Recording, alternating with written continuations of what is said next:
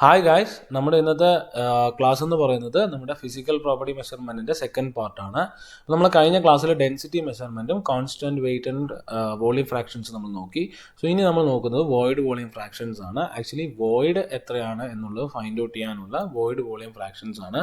So ഇതിൽ നമ്മൾ എന്താ ചെയ്യുന്നതെന്ന് പറഞ്ഞാൽ ഡെൻസിറ്റീസ് വെച്ചിട്ടാണ് void volume fractions find out ചെയ്യുന്നത്. സോ ഡെൻസിറ്റീസ് എന്ന് പറഞ്ഞാൽ നമുക്ക് തിയററ്റിക്കൽ ഡെൻസിറ്റിയും ഫൈൻഡ് ഔട്ട് ചെയ്യുന്നു, അതേപോലെ തന്നെ കോമ്പോസിൻ്റെ ആക്ച്വൽ ഡെൻസിറ്റിയും ഫൈൻഡ് ഔട്ട് ചെയ്യുന്നു. അത് തമ്മിലുള്ള ഡിഫറൻസസ് വെച്ചിട്ട് നമ്മൾ void volume fractions find out ചെയ്യുന്നു. അതിൻ്റെ എക്സാമ്പിൾ ഞാൻ പറഞ്ഞുതരാം. നമ്മൾ തിയററ്റിക്കൽ ഡെൻസിറ്റി എന്ന് പറഞ്ഞാൽ നമുക്കിപ്പോൾ ഒരു എക്സാമ്പിൾ ഒരു വോയിഡ് ഇല്ലാത്ത ഒരു കോമ്പോസിറ്റ് ആണ് എന്ന് ജസ്റ്റ് അസ്യൂം ചെയ്തുകൊണ്ട് നമ്മൾ ഒരു വിഷ്വലായിട്ട് ഒരു ഇമാജിനറി ആയിട്ട് കാൽക്കുലേഷൻസ് ചെയ്തിട്ട് ആ ഫൈബറിൻ്റെ നമ്മൾ ഇതിലേക്ക് പോകുന്നു. ഫോർ എക്സാമ്പിൾ ഇപ്പോൾ നമുക്ക് സോഫ്റ്റ്വെയറിലൊക്കെ സിമുലേഷൻ ചെയ്യാൻ പറ്റും. അപ്പോൾ അങ്ങനെ ചെയ്ത് കിട്ടുന്ന കാൽക്കുലേഷനെയാണ് നമ്മൾ തിയററ്റിക്കൽ കാൽക്കുലേഷൻസ് എന്ന് പറയുക. അപ്പോൾ നമ്മൾ സോഫ്റ്റ്വെയർ സിമുലേഷൻസ് ആക്ച്വലി നമ്മൾ എക്സ്പെരിമെൻ്റ് ചെയ്ത് ഫൈൻഡ് ഔട്ട് ചെയ്യുന്നതിന് നമ്മൾ എക്സ്പെരിമെൻ്റൽ കാൽക്കുലേഷൻസ് എന്ന് വേണമെങ്കിൽ നമുക്ക് പറയാം. ഓക്കെ, അപ്പോൾ നമ്മൾ അത് ചെയ്യുന്നതിന് മുമ്പ് ഞാനൊരു കോമ്പോസിറ്റിൽ ഫോർ എക്സാമ്പിൾ ആ ഡാഷ്ബോർഡ് തന്നെ ഞാൻ ഉണ്ടാക്കാൻ പോകുന്നു.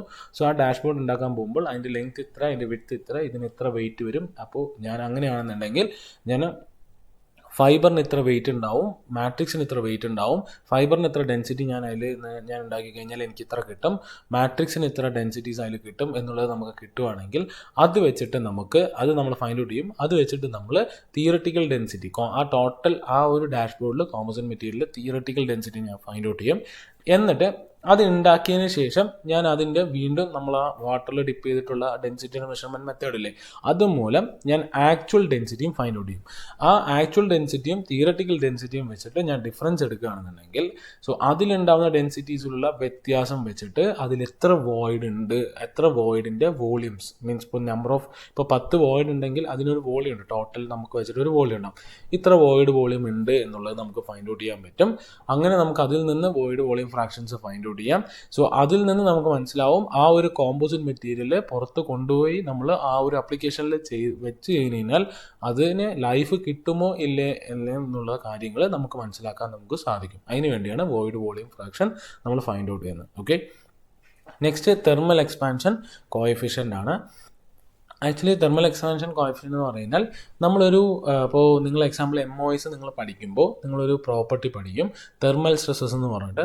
എല്ലാ മെറ്റീരിയൽസിനും ഒരു തെർമൽ സ്ട്രെസ്സസ് എന്ന് പറഞ്ഞ സംഭവമുണ്ട്. പറഞ്ഞാൽ ടെമ്പറേച്ചറിന് ബിഹേവ് ചെയ്യണ ഒരു പ്രോപ്പർട്ടി ഉണ്ട്. അപ്പോൾ നമ്മുടെ കയ്യിലൊരു അയൺ റോഡ് ഉണ്ടെന്ന് വിചാരിക്കുക. ജസ്റ്റ് നമ്മൾ സിഗരറ്റ് ലൈറ്ററോ അല്ലെങ്കിൽ മാച്ച് സ്റ്റിക്ക് വെച്ചിട്ട് ഒന്ന് ബേൺ ചെയ്തിട്ട് താഴെ ചൂട് കൊടുത്തു കഴിഞ്ഞാൽ ഈ ചൂടിനനുസരിച്ച് ഉള്ളിൽ നമ്മൾ കണ്ണിൽ കാണാത്ത രീതിയിൽ ഇതിൻ്റെ ഉള്ളിൽ ഒരു മൂവ്മെൻറ്റ്സ് നടക്കുന്നുണ്ട്. ഒന്നില്ലേ എലോങ്ങേഷൻ അല്ലെങ്കിൽ കംപ്രഷൻ. പറഞ്ഞാൽ ഇതിൻ്റെ ലെങ്ത്ത് ചെറുതാവുകയും അല്ലെങ്കിൽ ഒരു ലെങ്ത്ത് വലുതാവുകയും ചെയ്യുന്നുണ്ട് ആ ഒരു അയൺ റോഡിന്. അങ്ങനെ ഓരോ മെറ്റീരിയലിന് ഓരോ പ്രോപ്പർട്ടി ഉണ്ട്. അയണിനൊരു പ്രോപ്പർട്ടി, ബ്രാസിനൊരു പ്രോപ്പർട്ടി, ബ്രോൺസിനൊരു പ്രോപ്പർട്ടി, അതുപോലെ അലുമിനിയം, മെഗ്നീഷ്യം പറയുന്ന ഓരോ മെറ്റലിനും ടെമ്പറേച്ചർ അതിലേക്ക് തട്ടുമ്പോൾ അത് വലുതാവാനും ചെറുതാവാനും ഓരോന്നിനും മെറ്റീരിയലിന് പ്രോപ്പർട്ടി ഉണ്ട്. ഫോർ എക്സാമ്പിൾ ഇപ്പോൾ അയണിന് വലുതാവാനാണെങ്കിൽ ബ്രോൺസിന് ചെറുതാവാനായിരിക്കും, കോപ്പറിന് ചെറുതാവാനോ വലുതാവാനോ ഉള്ള പ്രോപ്പർട്ടി ആയിരിക്കും ഉണ്ടാവുക. അപ്പോൾ ഈ എക്സ്പാൻഷൻ പറഞ്ഞാൽ തെർമൽ എക്സ്പാൻഷൻ ചെറുതാവുകയോ വലുതാവുകയോ ചെയ്യുന്ന ഒരു കോഎഫിഷ്യൻ്റ് കോമ്പോസിറ്റിനും ഉണ്ടാവും. അതെന്താണ് എന്നുള്ളത് ഫൈൻഡ് ഔട്ട് ചെയ്യാണ് നമ്മൾ ചെയ്യുന്നത്. അപ്പോൾ ഇവിടെ നമ്മൾ എന്താ ചെയ്യുന്നത് പറഞ്ഞാൽ നമ്മുടെ കയ്യിൽ ഒരു കോമ്പോസിറ്റ് മെറ്റീരിയൽ ഉണ്ടെന്ന് വിചാരിക്കുക. സോ ഇതാണ് ഈ ഒരു ഷേപ്പിലുള്ള ഒരു കോമ്പോസിറ്റ് മെറ്റീരിയൽ. ഇതിൽ ഞാൻ ടെമ്പറേച്ചർ കൊടുത്തു കഴിഞ്ഞാൽ ഒന്നിലേ എലോങ്ങേറ്റ് ആവും അല്ലെങ്കിൽ അത് കംപ്രസ് ആവും. അപ്പോൾ ഇത് കംപ്രസ് ആവുണ്ടോ എലോങ്ങേറ്റ് ആവുണ്ടോ എന്നുള്ളത് നമ്മൾക്ക് ഹീറ്റ് ഉള്ളതുകൊണ്ട് നമ്മൾ ഡയറക്റ്റ് പോയിട്ട് നമുക്ക് മെഷർ ചെയ്യാൻ, നമുക്ക് സ്കെയിലും വെച്ചിട്ട് മെഷർ ചെയ്യാൻ നമുക്ക് ഇമ്പോസിബിൾ ആണ്. അതിന് പകരം നമ്മൾ എന്ത് ചെയ്യുന്നു, ഒരു സ്ട്രെയിൻ ഗേജ് നമ്മൾ ഫിറ്റ് ചെയ്യുന്നു. ഇതാണ് സ്ട്രെയിൻ ഗേജ്. ഈ സ്ട്രെയിൻ ഗേജ് എന്താ ചെയ്യാന്ന് പറഞ്ഞാൽ അതിൽ എലോങ്ങേഷൻ നടക്കുമ്പോൾ ഇതിലുണ്ടാവുന്ന സ്ട്രെയിൻ എത്രയാണ് എന്നുള്ളത് നമുക്കൊരു ഡിസ്പ്ലേയിൽ നമുക്ക് കാണിക്കും. ആ സ്ട്രെയിൻ വെച്ചിട്ട് നമുക്ക് thermal expansion coefficients find out ചെയ്യാം എന്നുള്ളതാണ് ഈ ഒരു മെത്തേഡിലൂടെ നമ്മൾ പഠിക്കുന്നത്. ഓക്കെ, ഇതൊരു സ്ട്രെയിൻ ഗേജ് ആണ്. സോ സ്ട്രെയിൻ ഗേജ് എന്ന് പറഞ്ഞാൽ സ്ട്രെയിൻസ് ഒരു ഇലക്ട്രിക്കൽ സിഗ്നൽസ് നമുക്ക് ക്രിയേറ്റ് ചെയ്യും. അത് വെച്ചിട്ട് നമുക്ക് എത്ര ഇതിൽ എലോങ്ങേഷൻ ഉണ്ടായി, സ്ട്രെയിൻ എന്ന് പറഞ്ഞാൽ നമുക്ക് സ്ട്രെസ് ബൈ യങ്സ് മോഡുലസ് ആ ഒരു രീതിയിൽ നമുക്ക് പറയാം അല്ലേ. അപ്പോൾ ആ സ്ട്രെയിൻ നമുക്ക് സ്ട്രെസ്സും യങ്സ് മോഡുലസും വെച്ചിട്ട് നമുക്ക് സ്ട്രെയിൻ എത്രയാണെന്ന് പറയാം. അല്ലാന്നുണ്ടെങ്കിൽ change in length by original length വെച്ചിട്ട് നമുക്ക് സ്ട്രെയിൻ എത്രയാണെന്നുള്ളത് പറയാം. നമുക്ക് ലെങ്ത് ചേഞ്ചസ് ഫൈൻഡ് ഔട്ട് ചെയ്യുന്നതിന് പകരം ഡയറക്റ്റ് സ്ട്രെയിൻ മെഷർ ചെയ്യാം എന്നുള്ളതുകൊണ്ടാണ് സ്ട്രെയിൻ ഗേജ് വെക്കുന്നത്. സോ ആ സ്ട്രെയിൻ ഗേജ് വെച്ചിട്ട് ഈ ഇരിക്കുന്ന എപ്സിലോൺ എൽ അല്ലെങ്കിൽ എപ്സിലോൺ ടി എന്ന് പറയുന്ന ഈ രണ്ടെണ്ണമാണ് നമ്മൾ സ്ട്രെയിൻ എന്ന് പറയുക. അപ്പോൾ ഈ സ്ട്രെയിനിനെ നമ്മൾ എന്ത് ചെയ്യുന്നു, അതിൽ കിട്ടുന്ന സ്ട്രെയിനിൻ്റെ ആ വാല്യൂ ഇതിൽ സബ്സ്റ്റിറ്റ്യൂട്ട് ചെയ്യുന്നു. എത്ര ടെമ്പറേച്ചർ നമ്മൾ കൊടുത്തു എന്നുള്ളത് ഇവിടെ സബ്സ്റ്റിറ്റ്യൂട്ട് ചെയ്ത് കഴിഞ്ഞാൽ ഇതാണ് തെർമൽ എക്സ്പാൻഷൻ കോഎഫിഷ്യൻറ്റ് ആൽഫ എന്ന് പറയുന്ന ഡിനോഷനിൽ നമ്മൾ പറയുന്നത്. സോ ഇതിൽ നിന്ന് നമുക്ക് ആൽഫ നമുക്ക് ഫൈൻഡ് ഔട്ട് ചെയ്യാം. ഇനി ലോഞ്ചിറ്റ്യൂഡിനൽ ഡയറക്ഷനിൽ ഈ ഡയറക്ഷനിൽ സ്ട്രെയിൻ മെഷർ ചെയ്തതിന് നമ്മൾ എൽ എന്ന് പറയുന്നു ലോഞ്ചിറ്റ്യൂഡിനൽ. ഇത് വെച്ചിട്ട് ലോഞ്ചിറ്റ്യൂഡിനൽ ആൽഫ മീൻസ് നമ്മുടെ thermal expansion coefficient find out ചെയ്യാം. ഇനി ഈ ഡയറക്ഷനിൽ എന്തെങ്കിലും ലെങ്ത് ചേഞ്ചസ് ഉണ്ടെങ്കിൽ അതിലുണ്ടാവുന്ന സ്ട്രെയിൻസിനെ നമ്മൾ ഇതിൽ സബ്സ്റ്റിറ്റ്യൂട്ട് ചെയ്തിട്ട് ആ ട്രാൻസ്വേഴ്സ് ഡയറക്ഷനിലുള്ള ആൽഫ അല്ലെങ്കിൽ thermal expansion coefficient find out ചെയ്യാം എന്നുള്ളതാണ് ഈ ഒരു മെത്തേഡിൽ പറയുന്നത്.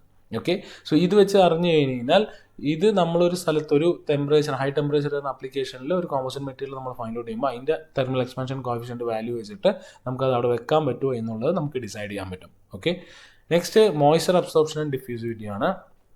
ആക്ച്വലി മോയ്സ്ചർ അബ്സോർപ്ഷൻ എന്ന് പറഞ്ഞാൽ ഒരു മോയ്സ്ചർ കണ്ടന്റ് ഉള്ള ഏരിയയിലോ ഒരു എൻവറോൺമെൻറ്റിലോ അല്ലെങ്കിൽ ഒരു വെള്ളത്തിൻ്റെ ഉള്ളിലോ വെക്കുമ്പോൾ അതിൽ മോയ്സ്ചർ അബ്സോർബ് ചെയ്യുന്ന അതിലുള്ള ആ വെള്ളം ആ ഒരു കണ്ടന്റ് അബ്സോർബ് ചെയ്യുന്ന ആ ഒരു പ്രോപ്പർട്ടി തന്നെയാണ് മോയ്സ്ചർ അബ്സോർപ്ഷൻ എന്ന് പറയുന്നത്. നമുക്ക് ഇതിൽ എന്താ നമ്മൾ പറയുന്നത് പറഞ്ഞാൽ ഇപ്പോൾ ഒരു കോമ്പോസിറ്റ് മെറ്റീരിയൽ നമ്മൾ ഉപയോഗിക്കാൻ പോകുന്ന സ്ഥലത്ത് മോയ്സ്ചർ എൻവറോൺമെൻറ്റ് വരുന്ന സ്ഥലത്താണ് നമ്മൾ ഉപയോഗിക്കാൻ പോകുന്നതെന്നുണ്ടെങ്കിൽ അത് അവിടെ ഉപയോഗിക്കാൻ പറ്റുമോ എന്നുള്ളത് നമ്മൾ ഈ ഒരു മെഷർമെൻറ്റിലൂടെ നമുക്ക് ഫൈൻഡ് ഔട്ട് ചെയ്യാൻ പറ്റും എന്നുള്ളതാണ് ഇതിൽ നിന്ന് മനസ്സിലാക്കേണ്ടത്. ഓക്കെ, അപ്പോൾ ഇതിൽ നമ്മൾ എന്താ ചെയ്യുന്നത് പറഞ്ഞാൽ നമ്മളതിൽ കോമ്പോസിറ്റ് മെറ്റീരിയൽ എടുക്കുന്നു. ഡ്രൈ ആയിട്ട് പക്ക ഓവനിൽ വെച്ച് ഡ്രൈ ചെയ്ത ആ ഒരു കോമ്പോസിറ്റ് മെറ്റീരിയലിനെ നമ്മൾ ആദ്യം മെഷർ ചെയ്യുന്നു അതിൻ്റെ വെയിറ്റ്. അതിനുശേഷം വെള്ളത്തിലേക്ക് ഡിപ്പ് ചെയ്യുകയോ അല്ലെങ്കിൽ മോയ്സ്ചർ എൻവറോൺമെൻറ്റ് വരുന്ന സ്ഥലത്ത് നമ്മൾ കൊണ്ടുപോയി വെക്കുകയോ ചെയ്തിട്ട് ഒരു കുറച്ച് നേരം കഴിഞ്ഞിട്ട് അതിനെടുത്തിട്ട് അതിൻ്റെ വെയിറ്റ് മെഷർ ചെയ്യുന്നു. ആ രണ്ട് തമ്മിലുള്ള വെയിറ്റ് ഡിഫറൻസ് ആണ് നമ്മുടെ മോയ്സ്ചർ എക്സ്പാൻഷൻ കോഎഫിഷ്യൻറ്റ് അല്ലെങ്കിൽ മോയ്സ്ചർ അബ്സോർപ്ഷൻ കോഎഫിഷ്യൻറ്റ് എന്ന് പറയുന്നത്. അതിൽ നിന്ന് നമുക്ക് അതിൻ്റെ ഉള്ളിൽ എത്ര ആറ്റംസ് അതിൻ്റെ ഉള്ളിൽ മൂവ്മെൻറ്റ് ചേഞ്ച് ചെയ്തു എന്നുള്ളത് ഡിഫ്യൂസിവിറ്റിയിലൂടെ നമുക്ക് ഫൈൻഡ് ഔട്ട് ചെയ്യാം.